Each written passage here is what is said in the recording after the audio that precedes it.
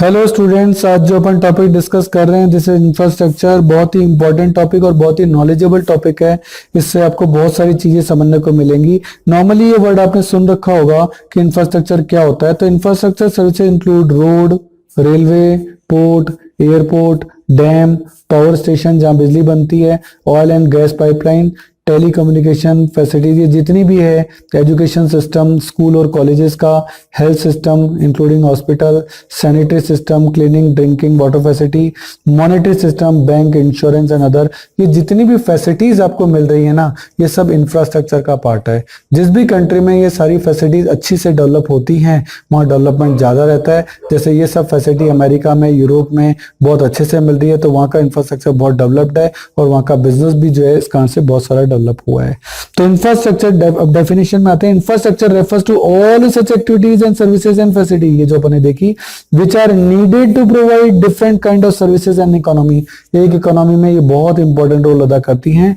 Infrastructure provide supporting services in the main area of industrial, ये industry के लिए भाई, रोड इंडस्ट्री का प्रोडक्ट जाने के लिए, एयरपोर्ट, पावर बिजली भी इंडस्ट्री को उसी से मिलेगी, टेलीकम्युनिकेशन उसको इंटरनेट की उससे से मिलेगी, लोग पढ़े लिखे हों तो एजुकेशन सिस्टम है, लोगों की हेल्थ के लिए हेल्थ सिस्टम है, मॉनेटरी सिस्टम, बैंक, इंडस्ट्री अपना पैसा कहाँ जमा कराएगी। तो इंडस्ट्री और एग्रीकल्चर के लिए, जो डोमेस्टिक और फॉरेन ट्रेड के लिए, ये सब इंफ्रास्ट्रक्चर फैसिलिटीज बहुत जरूरी होती हैं। इन्हीं के बेसिस पर उनका देश का डेवलपमेंट होता है। देखिए, इंफ्रास्ट्रक्चर भी बेसिकली दो टाइप का होता है। एक तो होता है इकोनॉमिक इंफ्रास्ट्रक्चर, एक होता है सोशल इंफ्रास्ट्रक्चर। सही है। जो इकोनॉमी के डेवलपमेंट के लिए चाहिए होता है, जैसे एनर्जी, ट्रांसपोर्टेशन, कम्युनिकेशन, वो सब इकोनॉमिक इंफ्रास्ट्रक्चर कहलाता है। इससे इकोनॉमिक एक्टिविटीज को प्रमोशन मिलता है। और सोशल इंफ्रास्ट्रक्चर जैसे एजुकेशन, हेल्थ, हाउसिंग, सोशल, ये इनसे सबसे क्या है कि improvement of quality of human resources है। यानी इससे क्या होता है, वहां का जो लिविंग स्टैंडर्ड है वो बढ़ता है, वो सोशल इंफ्रास्ट्रक्चर कहलाता है। और जिससे कि आपकी इकोनॉमिक एक्टिविटीज जो है वो इजीली परफॉर्म की जा सके, वो इकोनॉमिक इंफ्रास्ट्रक्चर कहलाता है। सही है सर। ये इंफ्रास्ट्रक्चर क्यों जरूरी है, क्या रीजन है सर? इंपॉर्टेंस इसकी ये है, पहला है facilitate functioning of the economy. जहां का इंफ्रास्ट्रक्चर अच्छा होता है, वहां की इकोनॉमी की फंक्शनिंग बहुत अच्छी हो जाती है और एग्रीकल्चर और इंडस्ट्री को काम करने के लिए बहुत अच्छा जो है एनवायरनमेंट मिलता है।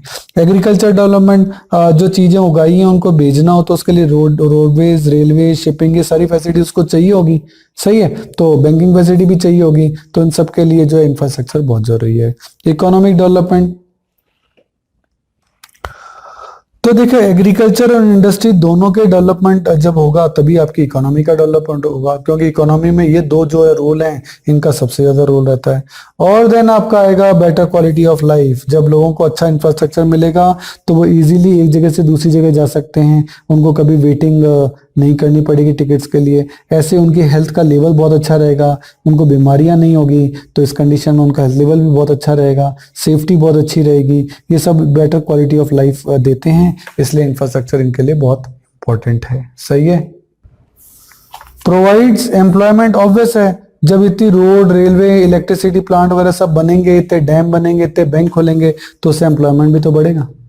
और फैसिलिटेट आउटसोर्सिंग, हमारे यहाँ आईटी सपोर्ट बहुत अच्छा होगा तो हम बीपीओ, बिजनेस प्रोसेस आउटसोर्सिंग, या KPO, knowledge process outsourcing, call centre वगैरह खूब खोल पाएंगे। और अमेरिकन और यूरोपियंस हमारे यहाँ के इजीली काम करा सकते हैं, क्योंकि हमारे इंटरनेट और इंफ्रास्ट्रक्चर जो फैसिलिटीज हैं वो बहुत अच्छी हैं, तो इससे हम आउटसोर्सिंग भी कर सकते हैं। सही है।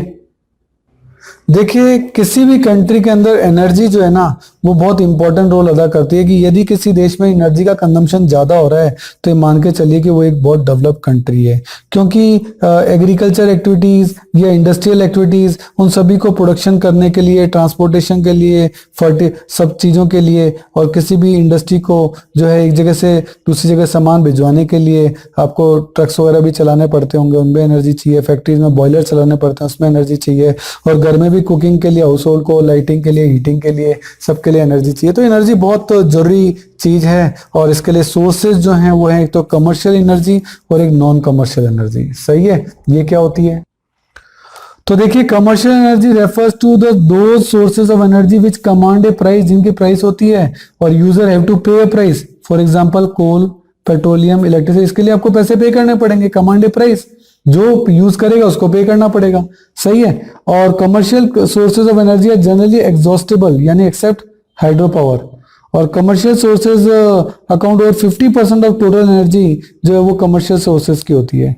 और non commercially which generally do not command a price, इसकी कोई प्राइस नहीं होती, यानी आपको पे नहीं करना। फायरवुड है, जंगल से मिल जाता है, एग्रीकल्चर वेस्ट है ना, और ऐसे ही ड्राई डंग है यानी गोबर वगैरह है, वो भी फ्री में मिल रहा है। Non commercial sources are generally renewable, सही है, ये बार बार होते रहते हैं।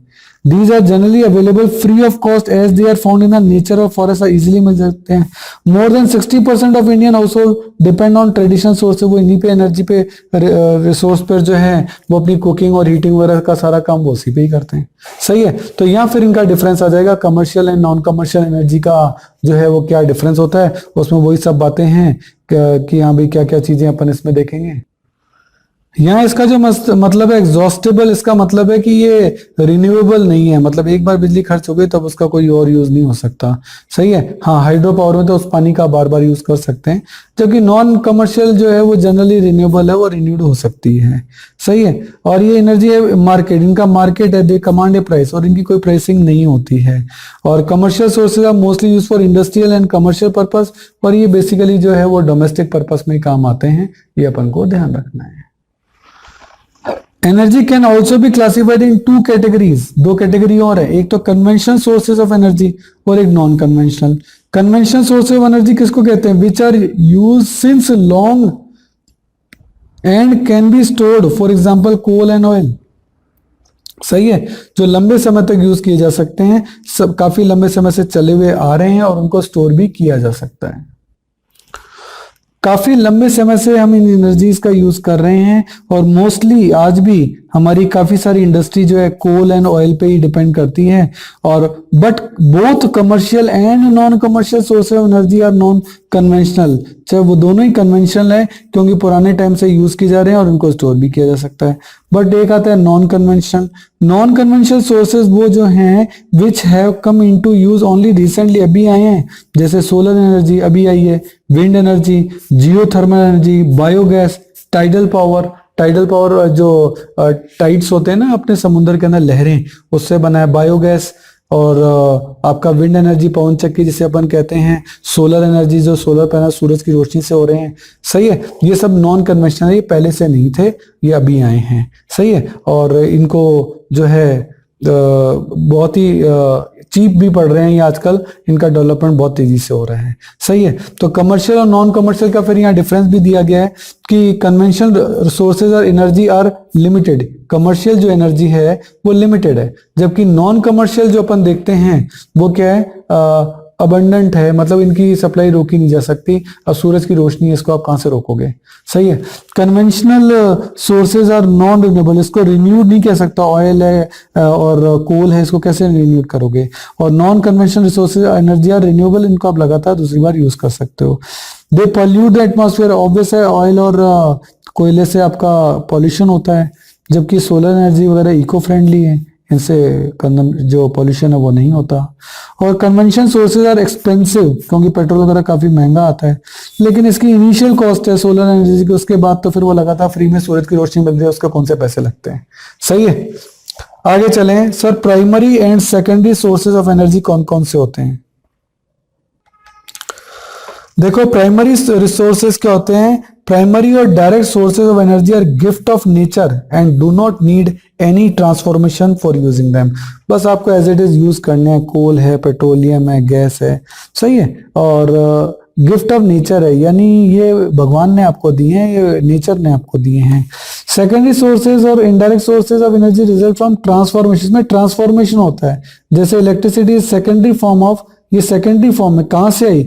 या तो कोल से, या हाइड्रोकार्बन, या हाइड्रो एनर्जी, या न्यूक्लियर एनर्जी, उससे आई है। इलेक्ट्रिसिटी प्राइमरी नहीं है, वो सेकेंडरी है, पहले ये हुए उसके बाद इलेक्ट्रिसिटी हुई, जबकि कोल पेट्रोलियम तो डायरेक्ट नेचर ने हमको दिए ही है, सही है। अब इन्हीं के बारे में एक्सप्लेनेशन है, जैसे पावर या इलेक्ट्रिसिटी, सही है। इकोनॉमिक डेवलपमेंट के लिए जो है पावर बहुत जरूरी है, इसके बगैर जो इंडस्ट्रीज नहीं चल सकती हैं। With the gradual development of various sector of the economy, the demand for power is increasing year after year, लेकिन पावर की डिमांड लगातार बढ़ रही है और पावर की रिक्वायरमेंट को पूरा करने के लिए आपको बड़े इन्वेस्टमेंट चाहिए होंगे, बड़े डैम बनाने पड़ेंगे और भी चीजों को अरेंज करना पड़ेगा। तो पावर प्रोजेक्ट के लिए बहुत पैसा चाहिए होगा। सर ये सोर्सेज आती कहाँ कहाँ से है, पावर हमें मिलती कहाँ कहाँ से है? पावर का मतलब जिस बिजली है थर्मल पावर। थर्मल पावर जो है वो कोल, ऑयल और नेचुरल गैस से जो है उनसे बनती है। और इंडिया में जो मेजर सोर्स है यानी 71.28 जो है वो हमारी कोल, ऑयल एंड नेचुरल गैस से जो पावर है वो हम बनाते हैं। दूसरा हाइड्रो इलेक्ट्रिक पावर, ये पानी वाले हैं, सही है। रिवर पे हाई डैम्स वगैरह बना लेते हैं और इसी से अपन हाइड्रो इलेक्ट्रिक पावर कहते हैं, सही है। इट इज द चीपेस्ट, ये सबसे सस्ता है और इससे पॉल्यूशन नहीं होता और ये सबसे मतलब डिमांडिंग है। पर इसमें क्या है कि जमीन खराब हो जाती है, जहां आप डैम बनाओगे तो जमीन बेकार होगी, पानी के अंदर डूब जाती है। ये इसके कुछ नेगेटिव पॉइंट भी हैं। न्यूक्लियर और एटॉमिक पावर, ये इसमें क्या होता है, यूरेनियम और थोरियम, प्लूटोनियम, इनका यूज जो है वो किया जाता है और इसको न्यूक्लियर या एटॉमिक पावर कहते हैं, सही है। ये 1970-71 के बाद जो है इसका काफी यूज चालू हो गया है और लेकिन इससे क्या है कि कुछ एक एक्सेप्शन को छोड़ दें तो नॉर्मली जो है ये एनवायरमेंटल के लिए बहुत अच्छी रही है। और लेकिन रशिया में एक एग्जांपल था चर्नेबल का, वहाँ चर्नेबल के अंदर इसका लीकेज हो गया था और वहाँ जो है बहुत खतरनाक जो रेज हैं वो आ गई थी। बाकी ओवरऑल एटॉमिक पावर जो है वो काफी इकोनॉमिकल और अच्छा जो है वो पड़ता है। अगर आपको मेरे वीडियोस पसंद आ रहे हैं तो देखिए एक लाइक, शेयर और सब्सक्राइब तो बनता है, तो मेरी खुशी के लिए एक लाइक तो कर दीजिए। देखिए आपका टाइम बड़ा कीमती है, तो यदि नोट्स लिखने में आप अपना टाइम बचाना चाहते हैं और वर्कशीट भी गेट करना चाहते हैं तो इन सभी की पीडीएफ का लिंक नीचे डिस्क्रिप्शन में गिवन है, आप वहाँ जाके देख सकते हैं। देखिए स्टूडेंट, जितने भी वीडियो हमने बनाए हैं उनके जितने भी क्वेश्चन मैं वीडियोस में करा रहा हूँ उनका लिंक आपको डिस्क्रिप्शन में दे रखा है। आप वहाँ से उस लिंक को डाउनलोड कर सकते हैं, उसका प्रिंट आउट निकाल सकते हैं। उसके बाद वो क्वेश्चन पेपर आप अपने सामने रखिए और देन आप वीडियो देखिए। उससे आपको फ़ायदा ये होगा कि क्वेश्चन आपके सामने रहेगा। तो ये चीज़ जरूर से कर लेनी है। और मैं आपको एक बार स्पेशल बताना चाहता हूँ कि ये जो वीडियो है ये तो ट्रेलर है। अगर आपको हमारे सारे वीडियो देखने हैं तो आपको हमारी मोबाइल ऐप सब्सक्राइब करना चाहिए, उसका नाम है अनुराग क्लासेस, और इसमें आपको हमारे सारे वीडियो देखने को मिलेंगे।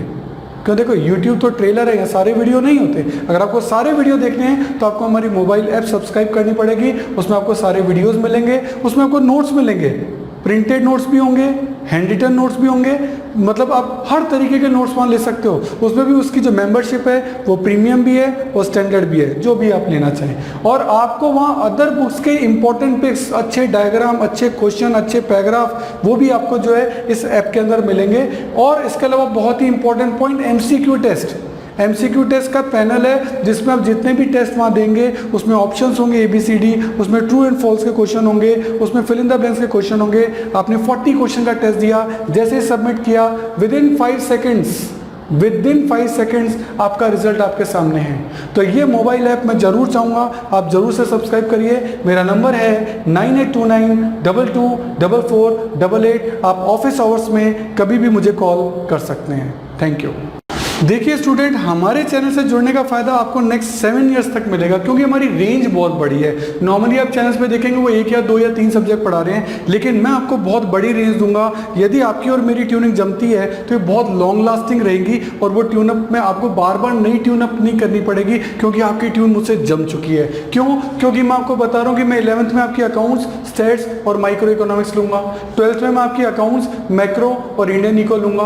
बीकॉम के अंदर मैं आपकी corporate accounting, advance accounting, costing, financial management, budgeting, income tax etcetera, जो भी आपके जिस भी नाम से ग्रेजुएशन के अंदर ये कोर्स होंगे, इन सब के वीडियो हमने ऑलरेडी बना रखे हैं। मोबाइल ऐप आपकी बना रखी है, तो आपको बहुत सारी फैसिलिटीज हम देने जा रहे हैं। इसके अलावा CA, CS और CMA के फाउंडेशन और इंटर कोर्सेज में जितने भी प्रैक्टिकल हैं या इकोनॉमिक्स से रिलेटेड टॉपिक हैं, उन सब के वीडियो आपके तैयार मिलेंगे। पूरा स्टडी मटेरियल, पूरा नोट, सब चीज़ A to Z आपको रेडी मिलेगी। और इसके अलावा मास्टर्स अगर आप कर रहे हैं उसमें भी QT है या मैनेजरियल इकोनॉमिक्स है, डायरेक्ट टैक्स है। QT का मतलब क्वांटिटेटिव टेक्निक्स, डायरेक्ट टैक्स है, इनडायरेक्ट टैक्स है, एडवांस टैक्स है, यानी पूरी कंप्लीट प्रैक्टिकल जितने भी न्यूमेरिकल सब्जेक्ट होते हैं सब आपको हमारे चैनल पे और हमारे मोबाइल ऐप पे मिलेंगे, जो कि आपको नॉर्मली बाकी चैनल्स पे नहीं मिलते हैं। हर साल आपको नए चैनल पे शिफ्ट होना पड़ता है और यहाँ आपको एक ही चैनल पे कंप्लीट सॉल्यूशन मिलेगा।